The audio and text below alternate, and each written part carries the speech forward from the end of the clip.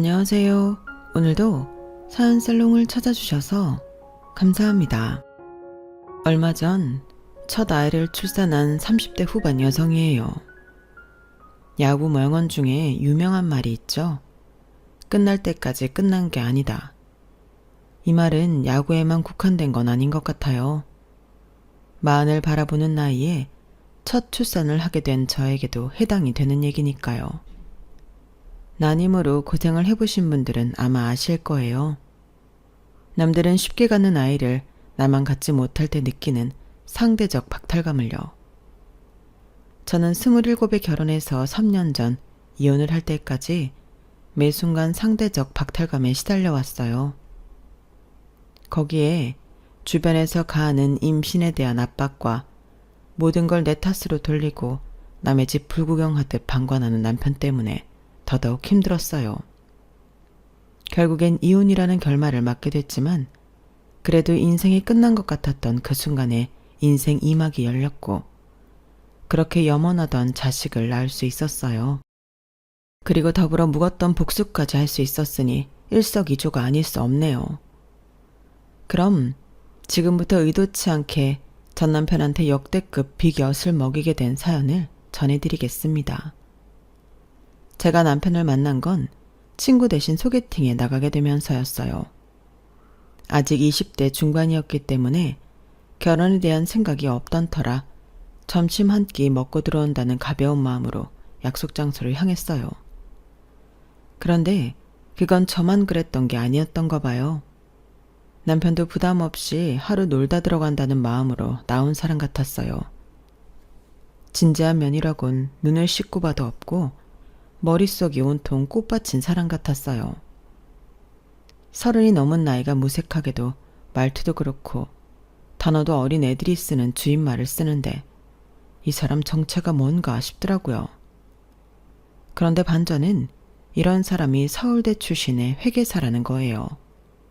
30대 초반인데 연봉이 1억이 넘는다는 말에 귀를 의심할 정도였어요. 평소에는 머리에 꽃 꽂은 것처럼 굴어도 일할 때는 제대로 하는가 보다 했어요. 그날 정신없는 분위기에서 소개팅을 마친 뒤 예상대로 애프터 신청은 없었어요. 저도 남편이 썩 마음에 들었던 것도 아니고 남편도 제게 별로 관심이 없어 보였기 때문에 실망하진 않았어요.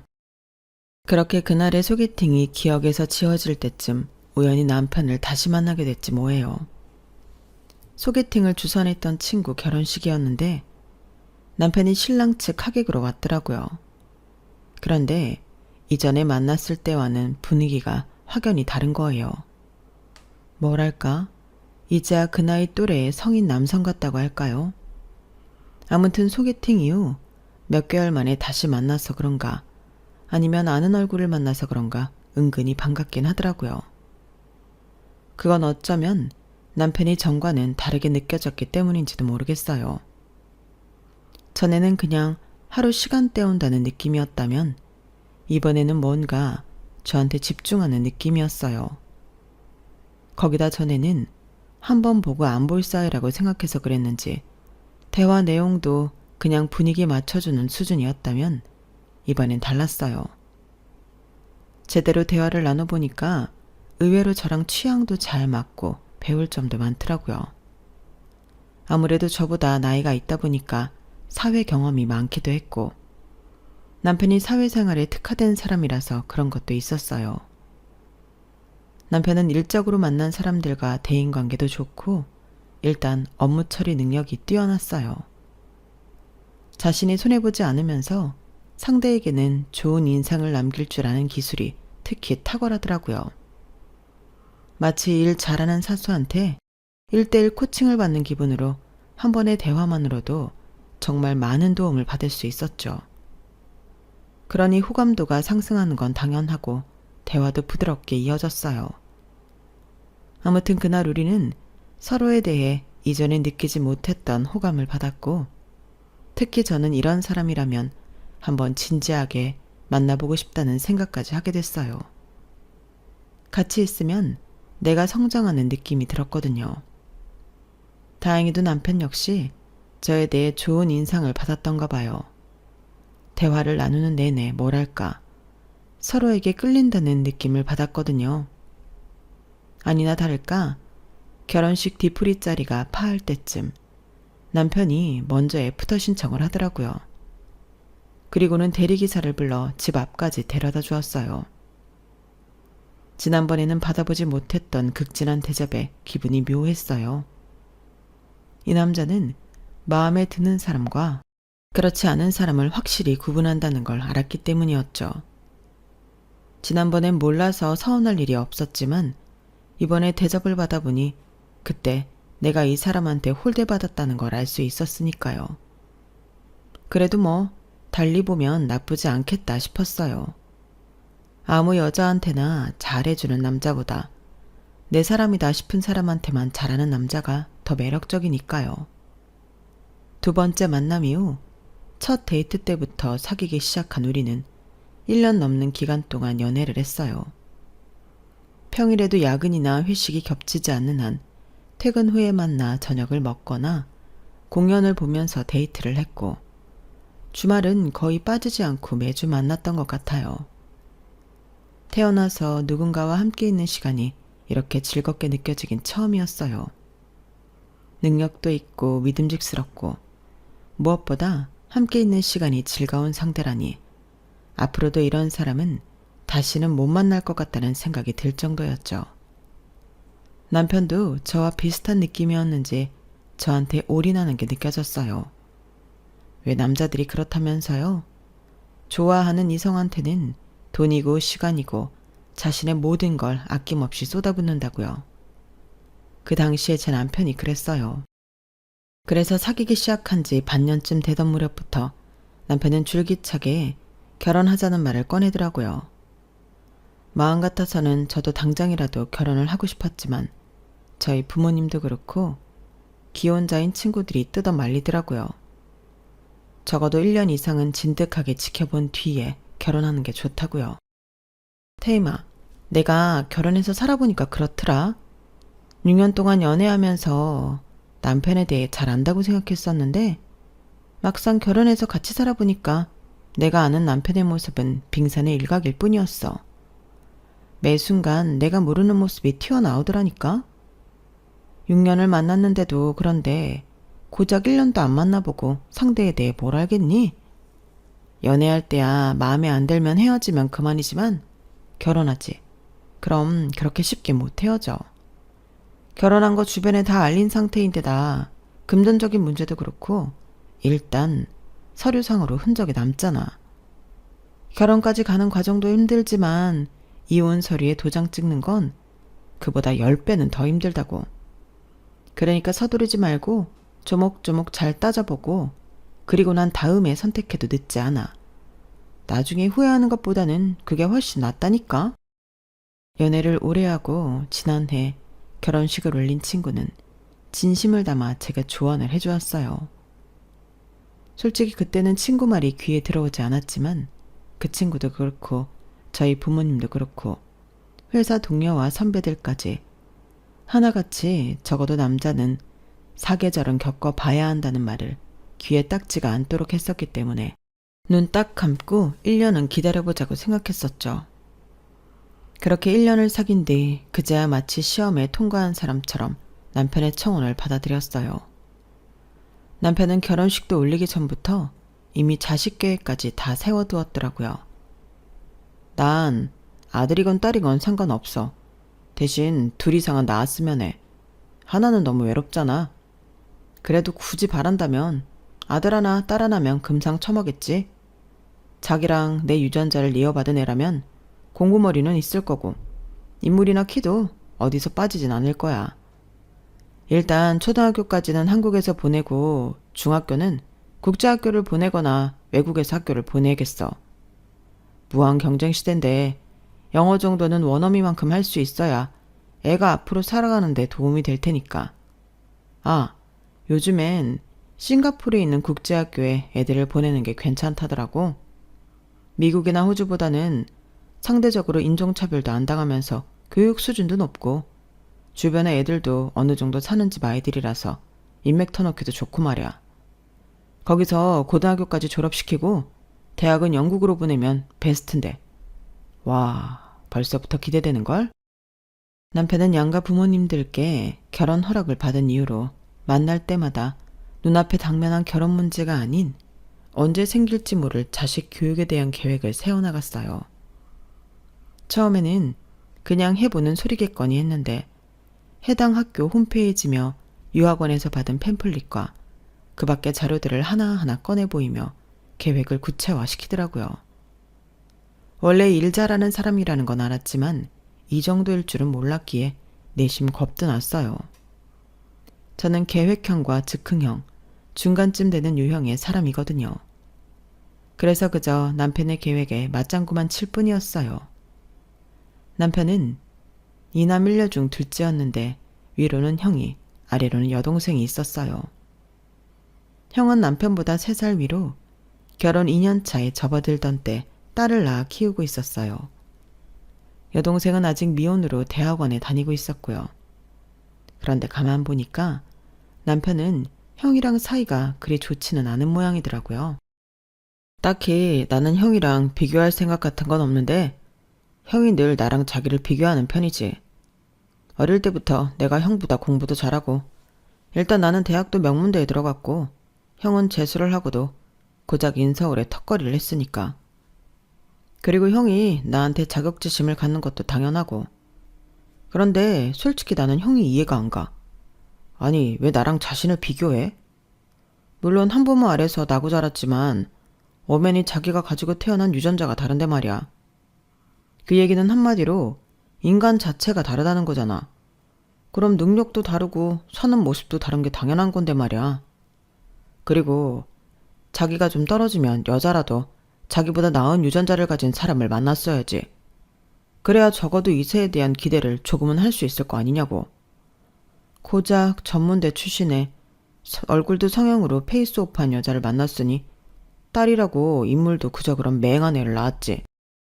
나야 뭐 자기나 나나 학벌도 비슷하고 외형적으로도 평균 이상이니까 이세에 대한 기대도 해볼 수 있지만 말이야.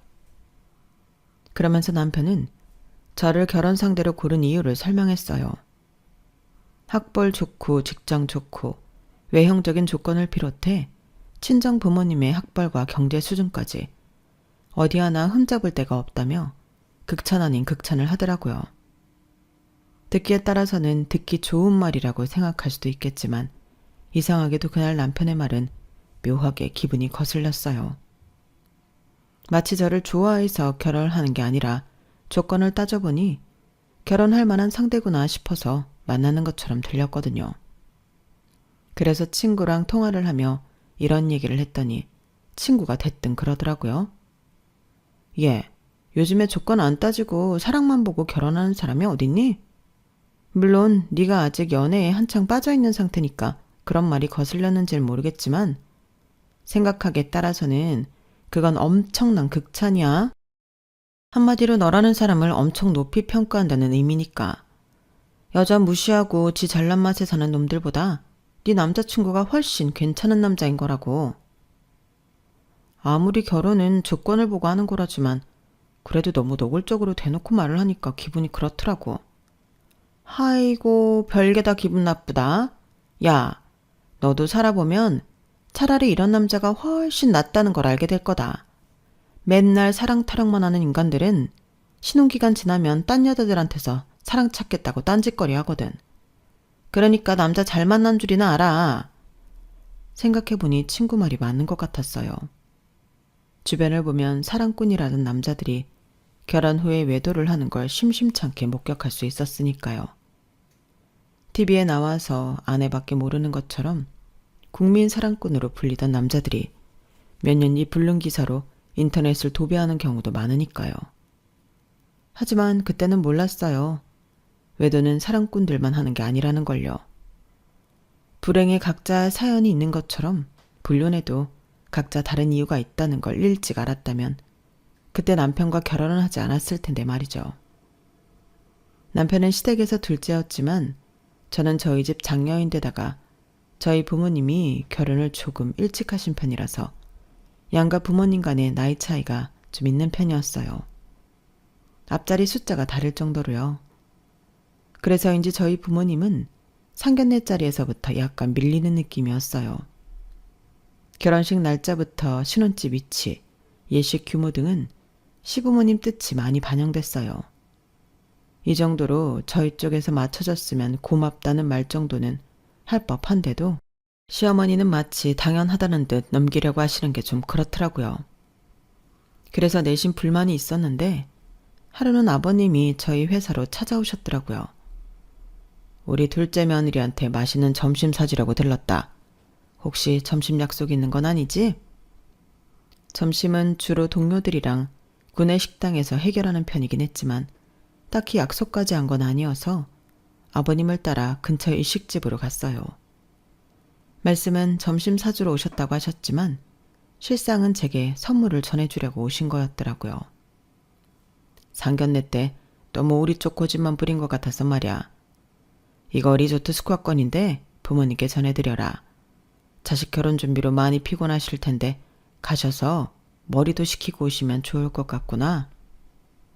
아버님이 건네주신 숙박권은 수백만 원이 넘는 고가의 상품권이었어요. 비싼 가격보다도 이번 일에 대해 저희 부모님을 신경 써주셨다는 자체가 너무 고맙더라고요. 저희 부모님도 저한테 그걸 전해받으시고는 무척이나 고마워하셨어요. 상견례 때 생긴 서운한 감정은 아버님 덕분에 사그라들 수 있었어요.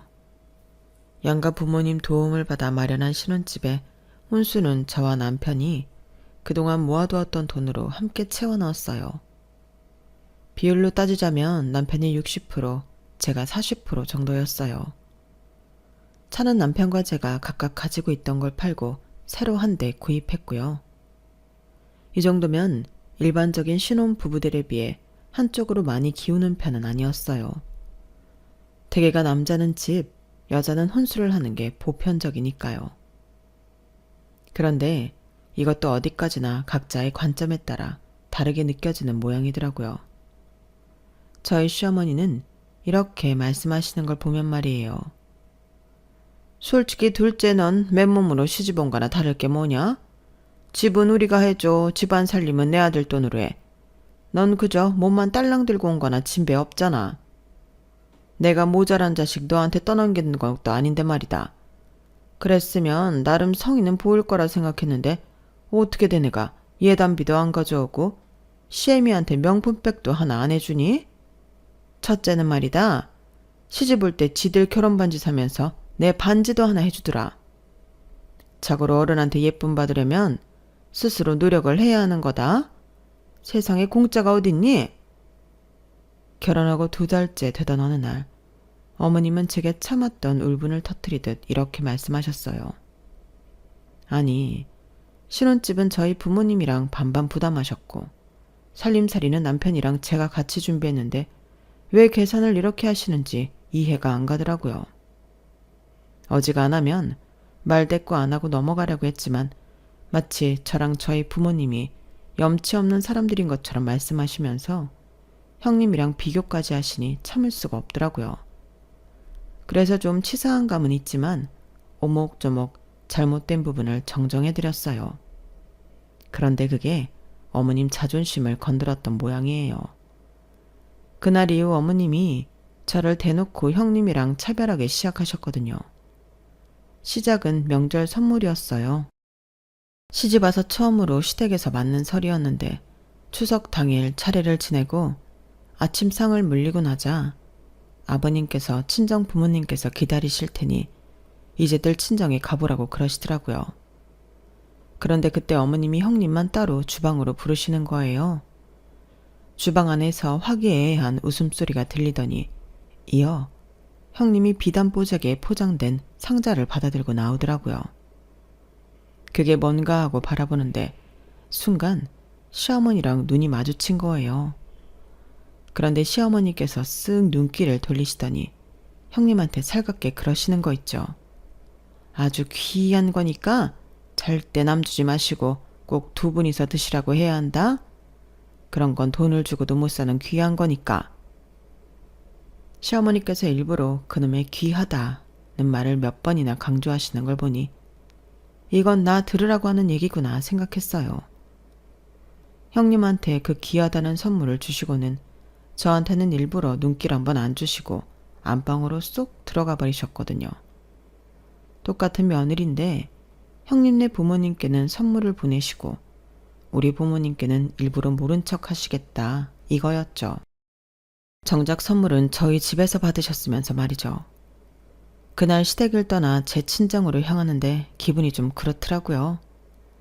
저를 형님이랑 차별하는 건 참을 수 있지만 저희 부모님까지 차별 대상에 들어가는 건 도저히 참기 힘들었거든요. 그래서 남편한테 그 얘기를 하고는 서운하다고 했더니 남편이 그러는 거예요. 서운해할 거 없어. 형수님 친정은 형편이 어려워서 엄마가 따로 선물을 보내는 거니까. 자기네는 잘 살잖아. 엄마가 자기 친정 선물을 안 챙겼다는 건 그만큼 능력 있는 집이라는 뜻이나 마찬가지야. 그냥 있는 사람이 아량 좀 베푼다 생각하라고.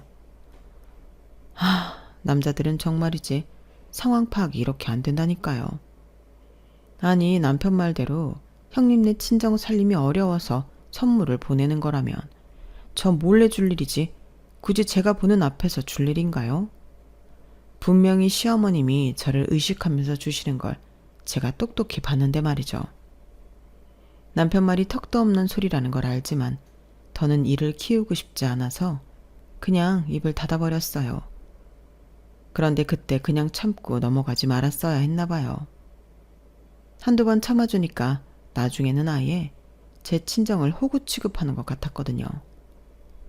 제 친정에서 보낸 선물을 포장도 뜯지 않은 채 제가 보는 앞에서 도우미 아주머니한테 줘버리지 않나. 시댁에만 가면 사사건건 꼬투리를 잡아 제 친정 흠을 내곤 했거든요. 그렇게 사람 속을 뒤집어 놓고는 제가 한마디 하면 꼭 이래요. 어머, 넌 왜 그렇게 속에 화가 많니? 인생을 그렇게 살면 안 돼. 둥글둥글하게 살아야지. 사소한 거에 발끈하고 상대가 무슨 말만 하면 꼬아서 보고. 어디 너 무서워서 말을 하겠니?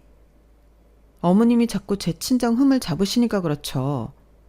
어머님이 뭐라고 하셨는지 기억 안 나세요? 결혼식 때 남자 동기들이 많이 온 걸 가지고 친정엄마를 닮아서 남자들한테 흘리고 다니는 게 많아서 그런 거라고 하셨잖아요. 이거 봐 이거 봐. 또 버럭 소리 지르는 거. 야, 내가 언제 그랬니? 내가 보기엔 네 어머니가 너를 좀 자유분방하게 키웠나 보다 한다고 했지. 왜 매번 남의 말을 확대해서 이를 키우려 드나 몰라? 너 그거 분노장애일지 몰라. 더 늦기 전에 병원 가봐라. 어머님은 말 바꾸기 일쑤에 가족들 앞에서 제 성격에 문제가 있는 것처럼 몰아세웠어요. 하지만 이건 어디까지나 귀여운 장난에 불과했어요.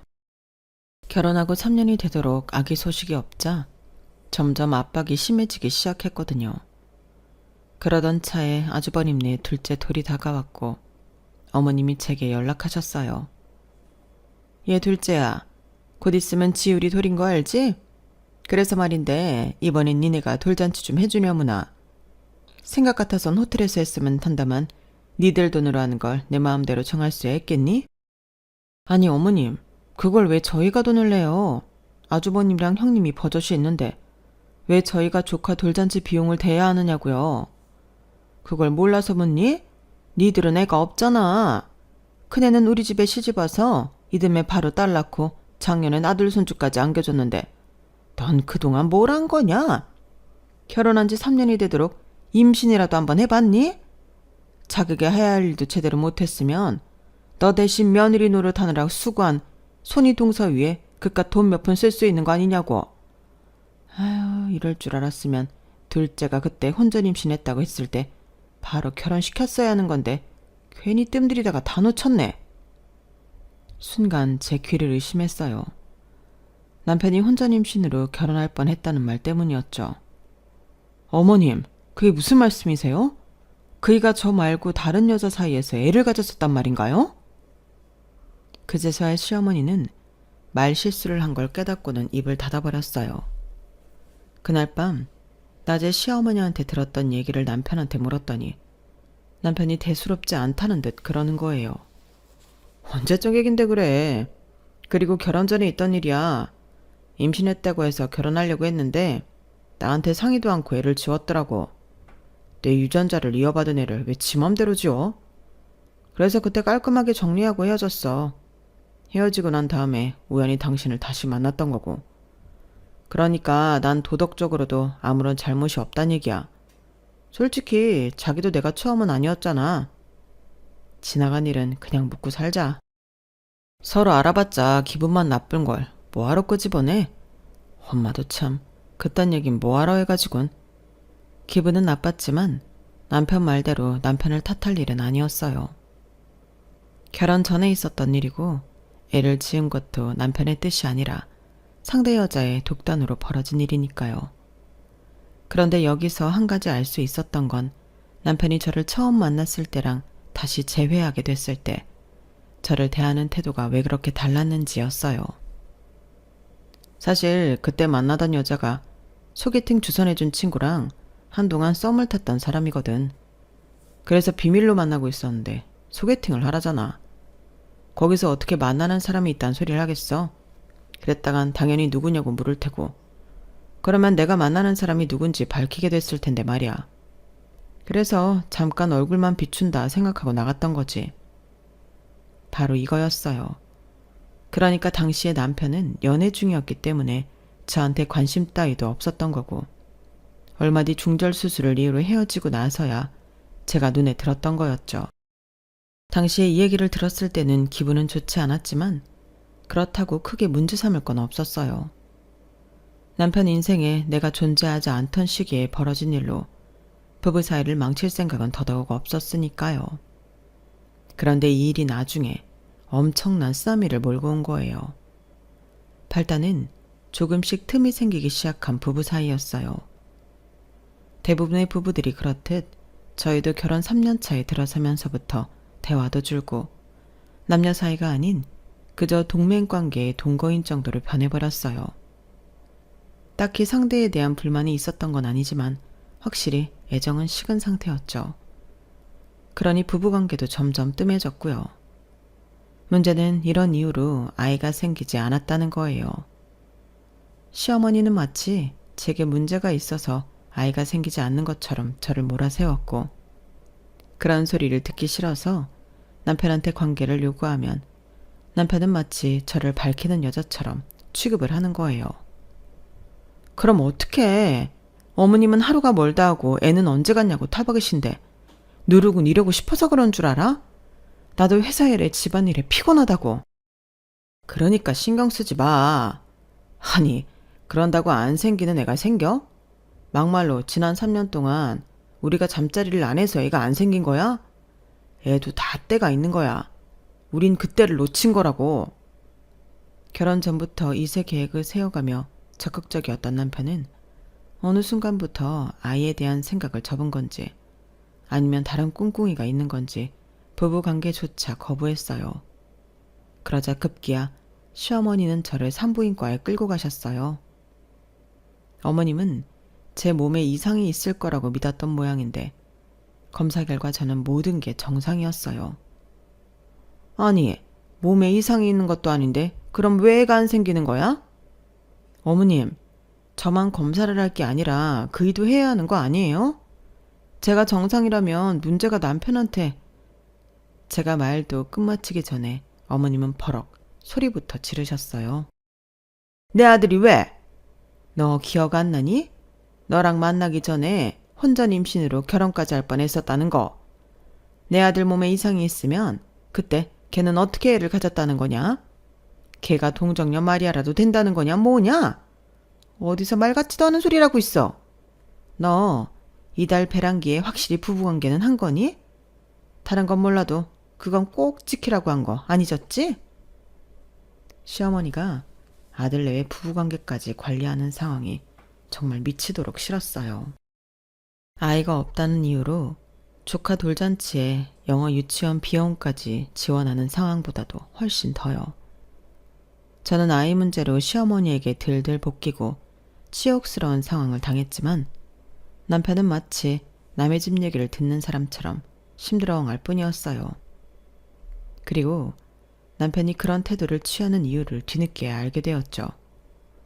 야, 우리 그만 헤어지자. 어차피 너나 나나 서로한테 마음 뜬 지 오래됐잖아. 부부라고 한 집에 살면서 얼굴 붉히며 인생 까먹느니 차라리 각자 길을 찾아가는 게 낫다고 보는데 넌 어때? 실은 얼마 전부터 마음에 두고 있는 여자가 있어. 아직 사귀는 건 아니고 알아가는 단계인데 너랑 정리하고 바로 사귈 생각이야. 걔만 좋다면 올해 안에 재혼을 하는 것도 고려하고 있고. 뭐라고? 아니 당신은 뭐가 그리 당당해? 지금 자기가 무슨 소리를 하는지는 알고나 있는 거야? 나 곧 바람 필 거니까 알아서 떨어져 나가라 이거잖아. 이게 5년이나 같이 산 배우자한테 할 소리냐고. 당신은 최소한의 의리도 없어? 아니 내가 바람을 피기랬냐 밖에서 자식을 만들어 오기랬냐? 도대체 뭐가 문제라는 건데. 아니다 싶으면 그만둘 줄도 알아야지. 되도 않는 의리 타령하면서 둘 다 인생 망치자 이거야? 그런 거라면 난 싫어. 내 우월한 유전자를 물려받은 자식들 낳아서 제대로 내 가정 꾸릴 거라고. 중요한 건 이런 내 계획에 너는 없다는 거야. 그러니까 구차하게 매달리지 말고 좋게 말할 때 서로의 도장 찍어라. 남편의 유전자 타령에 정말이지 토가 쏠릴 정도였어요. 남편은 그날 이후 저를 투명인간 취급을 했고 시댁에서도 남편의 뜻을 알았는지 더는 제게 연락을 하거나 괴롭히지 않았어요. 그렇게 저는 고립이 되고 말았죠. 3개월 동안 기를 쓰고 버텼던 저는 결국 백기를 들고 말았어요. 그 계기는 시아버지였어요. 대장암 판정을 받으시고 병원에 입원해 계셨던 아버님은 저를 보자마자 제 손을 잡고 그러시더라고요. 작은 애야, 미안하구나. 내가 자식을 잘못 키워서 네 가슴에 못을 박았구나. 둘째가 지 엄마랑 하는 소리 들었다. 천벌을 받을 놈 같으니라고. 네 생각이 어떤지 모르겠지만 네 시아버지 입장이 아니라 너보다 오래 살아온 인생 선배 입장에서 말하마. 그놈 버리고 네 인생 찾아라. 사람이라는 게 쉽게 바뀌는 게 아니야. 그놈이 이번에 마음을 돌린다고 해도 언제고 또 안 그런다는 보장이 있겠니? 내가 죽음을 앞두고 나니 그런 생각이 들더라. 아닌 건 일찍 포기했어야 했는데 왜 그러지 못하고 네 시어머니랑 살았을까 하고 말이다. 그러니 아가, 그런 멍청한 놈한테 인생 낭비 말고 네 자신을 위해 떠나라. 그게 너한테 해줄 수 있는 마지막 조언이다. 죽음을 눈앞에 둔 순간에 어머님과 헤어지지 못한 걸 후회하는 아버님을 보니 이러다 나도 나중에 아버님처럼 되는 건 아닌가 싶어 섬뜩했어요. 결국 아버님은 대장암 말기 판정을 받은 지 2달도 안 돼서 세상을 떠나셨어요. 그리고 저는 아버님 장례식을 마친 뒤 곧바로 이혼 준비에 들어갔어요. 남편은 제가 이혼을 해주겠다고 하자 선심 쓰듯 재산분할과 더불어 위자료까지 듬뿍 챙겨주더군요. 이혼 뒤 회사에 휴가를 내고 남편한테 받은 위자료로 여행을 떠났어요. 그동안 시아버지 장례식도 있었고 해서 휴가를 길게 내기 눈치가 보여서 주말을 끼고 4일 정도 남해로 떠난 여행이었죠. 그런데 인연이 되려고 그랬는지 여행지에서 저를 담당해 주셨던 산부인과 의사를 만나게 된 거예요. 사실 저는 한눈에 알아보지 못했는데 의사분은 저를 확실히 기억하시더라고요. 같이 오신 시어머니가 하도 별난 분이셔서 확실히 기억합니다. 안 그래도 이런 시어머니랑 어떻게 고부지간으로 사나 했는데 결국 이혼을 하셨군요. 이것도 인연인데 제가 축하주 한 잔 살게요.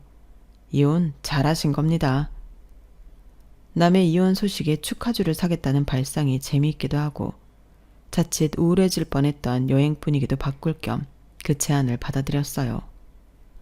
그날 오랜만에 신나게 수다도 떨고 싱싱한 회에 소주까지 마셨더니 평소보다 기분이 업돼서 술김에 의사분이랑 전화번호까지 교환하고는 친구가 되기로 했지 뭐예요. 다음날 늦지막이 숙소에서 깨고는 살짝 후회가 되긴 했지만 그래도 이상하게 자꾸 웃음이 새어나오더라고요. 남편과 연애 이후 누군가와 이렇게 즐거운 시간을 보낸 적이 없었거든요. 딱딱하게 굳어버렸던 심장이 다시 살아난 기분이었어요. 그날 만남 이후 의사 친구는 수시로 제게 연락을 해주었고 그렇게 남사친 여사친으로 반년 정도 지내다가 사귀게 되었어요. 처음부터 재혼을 염두에 둔 건 아니었지만 사귀다 보니 자연스레 재혼까지 이어지게 됐어요. 새 남편 역시 저처럼 이혼 경력이 있었기 때문에 양쪽 집안 모두 결혼을 반대하진 않았어요. 다만 제가 이혼하고 1년이 조금 넘은 시점이었기 때문에 조금 급한 게 아닌가 하는 말은 좀 나오긴 했지만요. 그런데 이전 결혼 생활 때는 그렇게 생기지 않던 아기가 재혼을 하고 2달 만에 생겼지 뭐예요. 이로써 난임의 원인은 제가 아니라는 게 확실해진 거였죠. 이건 그저 기쁘다는 단어만으로 표현하기는 힘든 거였어요. 기쁨보다는 안도하는 마음이 더 컸거든요. 전 남편과의 사이에서 아이가 생기지 않았던 거에 대한 안도랄까요? 아무튼 아직은 임신 초기라서 자주 남편 병원에 찾아가 진료를 받았어요. 어렵게 가진 아기가 잘못되면 안 되니까요. 그런데 원수는 외나무 다리에서 만난다고 글쎄 남편 병원에서 전 남편과 마주치게 됐지 뭐예요. 전 남편 옆에는 젊고 예쁜 여자가 있더라고요. 여자분 배를 보니 임신을 한 것 같았어요. 아니나 다를까 전 남편이 조롱 섞인 말투로 그러더군요. 당신이 여긴 웬일이야? 애도 못 가는 여자가. 아, 인사해. 이쪽은 내 와이프. 참, 당신이 나온 대학 후배야. 키도 크고 예쁘지? 당신한테 비하면 업그레이드 버전이라고 할까? 그래? 좋겠네. 나보다 잘난 여자 만나 재혼까지 하고. 축하해. 그런데 산부인과엔 어쩐 일이야? 전에는 그렇게 같이 가자고 해도 그렇게 질색을 하더니? 아, 우리 와이프가 임신을 했거든. 보다시피 임신 8개월 차라서 어찌나 걱정이 되던지. 내 유전자를 받아 태어나는 아이인데 아빠인 내가 잘 보호해야 하지 않겠어? 그런데 당신은 여기 왜 왔어? 아직도 난임 치료받고 있는 거야? 안 됐네. 내일 모레면 40인데 아직도 그러고 살고. 내 아내는 젊어서 그런가 혼수로 내 애를 임신해왔거든. 그것도 원샷에 말이야. 저질스러운 농담을 하며 제 앞에서 한껏 으스드는 전 남편을 보니 역겹기 그지 없었어요. 그래서 그 말에 제대로 대받아 쳐주려고 했는데 그때 복도에서 저를 부르는 남편 목소리가 들렸어요. 고개를 돌려보니 의사가운을 걸친 남편이 제 쪽으로 걸어오고 있었어요. 여보, 거기서 뭐해? 그러자 전 남편의 젊은 아내가 제 남편을 보고는 화들짝 놀라며 전 남편 소매를 잡아당기며 빨리 가자고 하는 거 있죠. 마치 도망치려는 사람처럼 말이에요. 하지만 한껏 흥이 오른 전 남편은 꿈쩍도 않고 히덕거렸어요. 당신 재혼했어? 이야, 제주도 좋네. 의사 남편을 만나고? 근데 당신 남편도 알아? 당신 불임인 거. 아, 그래서 산부인과 의사를 만난 건가? 남편한테 공짜로 치료 좀 받아보려고? 전 남편은 신이 난 아이처럼 떠들어댔고 그걸 본 제 남편은 싸늘하게 웃으며 한마디 했어요. 아, 당신 전 남편이 오지영 씨 남편분이었어? 아, 그랬구나. 그런데 보호자분, 뭔가 착각하시는 것 같은데요. 제 아내는 불임이 아닙니다. 예전에 검사했을 때도 모든 게 정상이었고 그 결과 현재 임신 2개월 차거든요. 그런데 보호자분은 혹시 불임 검사는 해보셨습니까? 5년 동안 아이가 생기지 않던 분이 재혼을 앞두고 애가 생기셨다니 축하드릴 일이지만 글쎄요. 남편은 의미심장한 표정으로 말을 흐렸어요. 그러자 전 남편 아내가 얼굴이 벌개져서는 자폭을 하더군요. 선생님, 지금 환자 정보를 누설하려는 거예요? 내가 비밀로 해달라고 그랬잖아요. 오지영 산모님, 오해는 하지 말아주세요. 저는 아직 아무 말도 안 했으니까요. 분명 남편은 환자 상태에 대해 아무 말도 하지 않았지만 분명 뭔가 있다는 뉘앙스는 확실히 풍겼어요. 그리고 전 남편은 그걸 눈치채지 못할 만큼 바보가 아니었어요.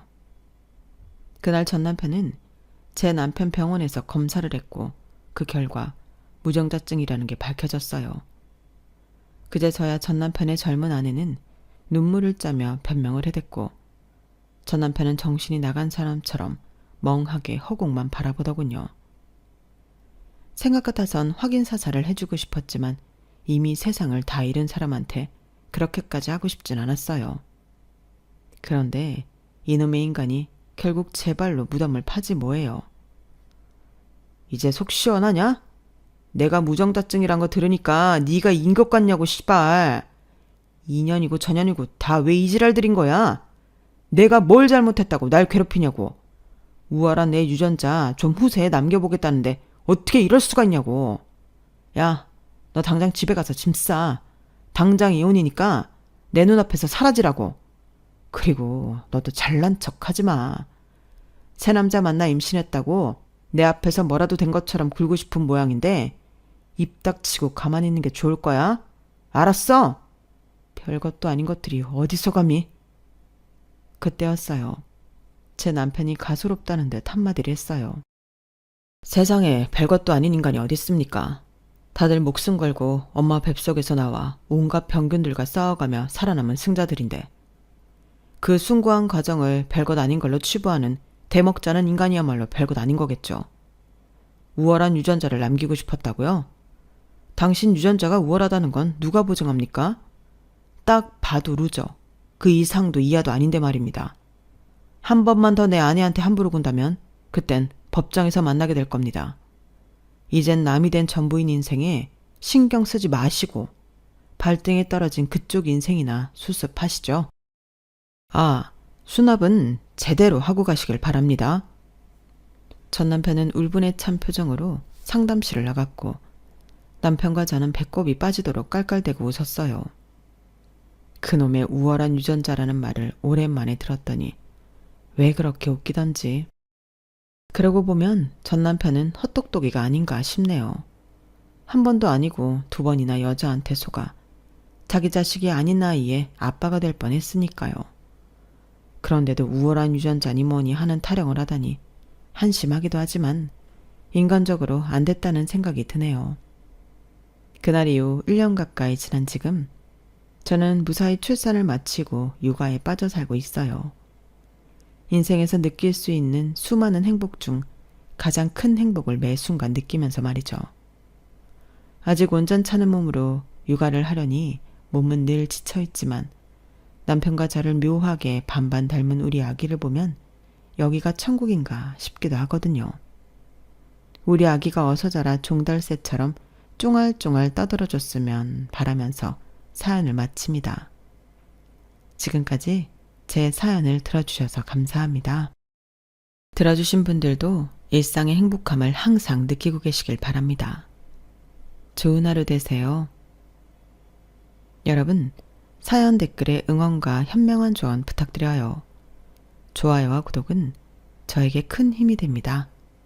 오늘도 좋은 일 가득하세요.